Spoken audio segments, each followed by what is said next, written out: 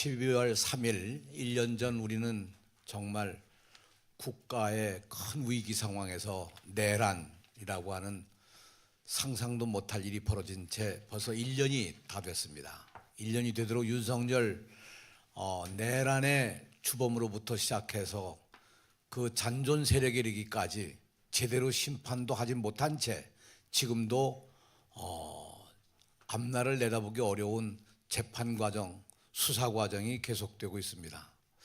우리는 오늘 이 모임에서 사실은 남북 관계의 얘기도 굉장히 중요하지만 이 윤석열 정부가 일으킨 이 내란에 의해서 이루어진 그 결과, 윤석열 정부가 그 이전에 저지른 모든 잘못된 정책과 이행은 그야말로 한반도를 정말 위험 속에 빠뜨려서 그야말로 지금은 그 어느 때보다도 악화된 상황에 놓여 있는 것은 여러분이 다 잘 아시는 일입니다.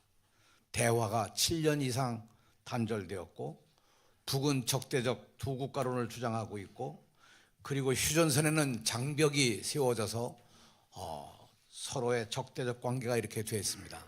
왜 이렇게 악화됐을까?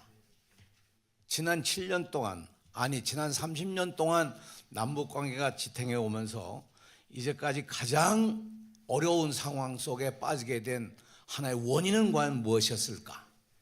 이 점을 우리가 한번 오늘 먼저 성찰을 해야 되지 않을까 생각합니다.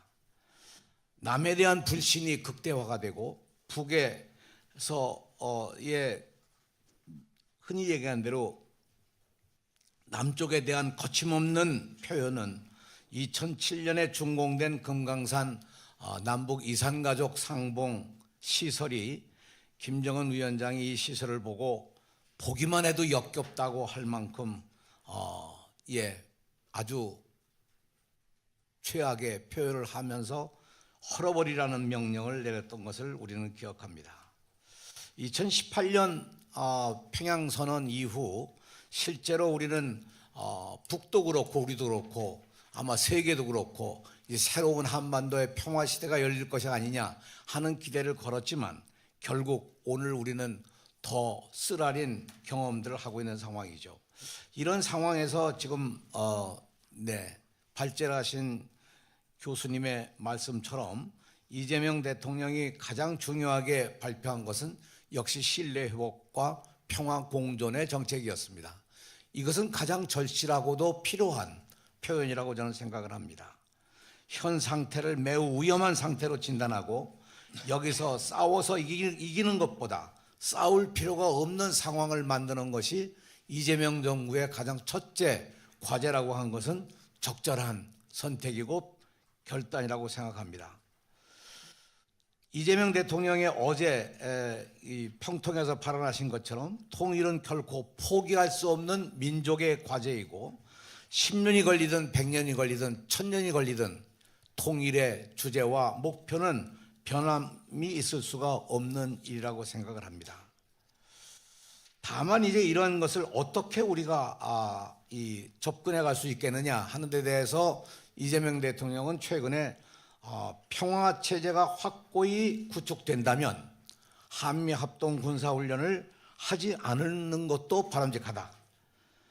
확고한 평화 체제가 이루어진다면 한미 합동 군사훈련도 폐지할 수 있는 것이 아니냐 하는 표현은 대단히 극적인 표현이라고 생각을 합니다. 이미 우리는 이재명 대통령이 9.19 군사 합의를 다시 복원시키는 것을 제1의 명제로 삼으셨던 것처럼 그 명제와 마찬가지로 그야말로 9.19 군사 합의를 다시 복원시킨다는 것은 가장 현실적인 과제였다고 생각합니다. 방송을 중단하고 풍선을 금지시키는 실용적, 실천할 수 있는 과제들을 제일 먼저 실행함으로써 신뢰 회복의 길을 열기 시작했습니다. 발제자가 말씀하신 것처럼 불가침 선언이나 혹은 힘에 의한 흡수 통일을 하지 않겠다는 분명한 대통령의 의지를 표명한 것은 대단히 중요한 일이라고 생각합니다. 이것을 어떻게 제도적으로 보장해 나가느냐 하는 국내의 제도적인 보장, 그리고 국제사회가 이에 대해서 어떻게 참여하느냐 하는 국제사회의 연대가 가장 절실히 필요한 일이라고 생각합니다. 사실 이 불가침 선언이라고 하는 것은 남북 문제만이 아니라 전 세계에 지금 갈등 관계에 있는 120여 개 나라에 걸쳐 있는 가장 중요한 명제이기도 합니다.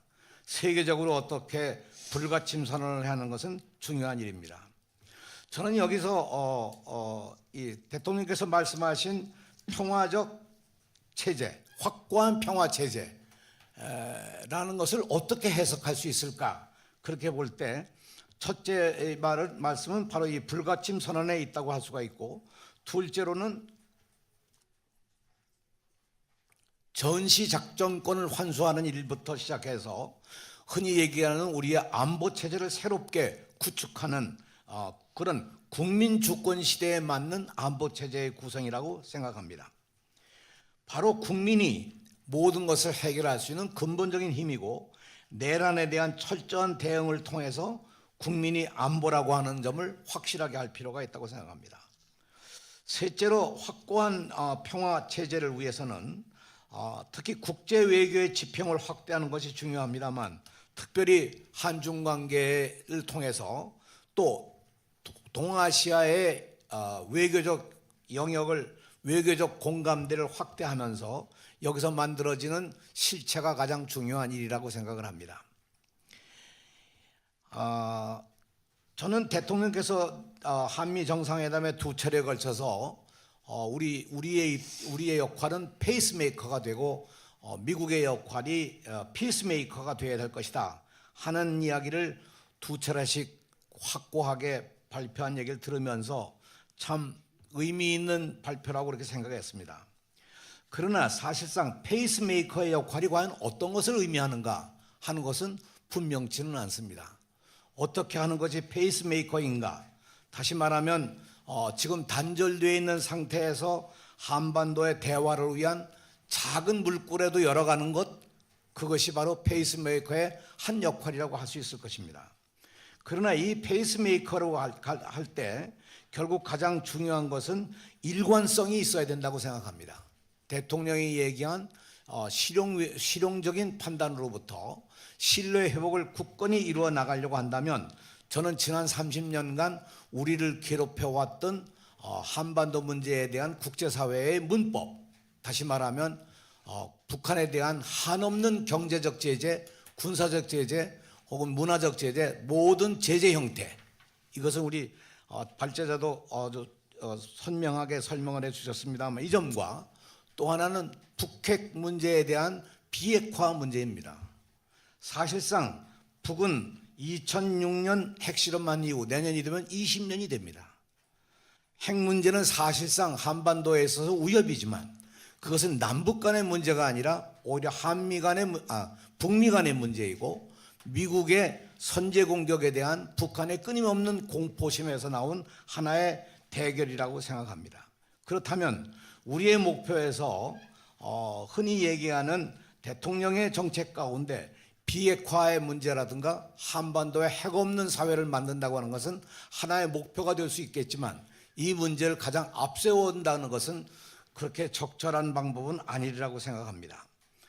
이것은 오히려 조건이 아니라 평화 정착 이후에 이루어질 수 있는 하나의 과정에 있어야 할 것이 아닌가, 이렇게 생각할 때 북한에 대한 국제사회의 제재 문제, 북한에 대한 비핵화 문제라고 하는 것은 좀 더 한반도의 대화를 진척시키기 위해서 좀 더 우리가 다른 방도로 접근해 갈 필요가 있다, 이런 생각을 합니다.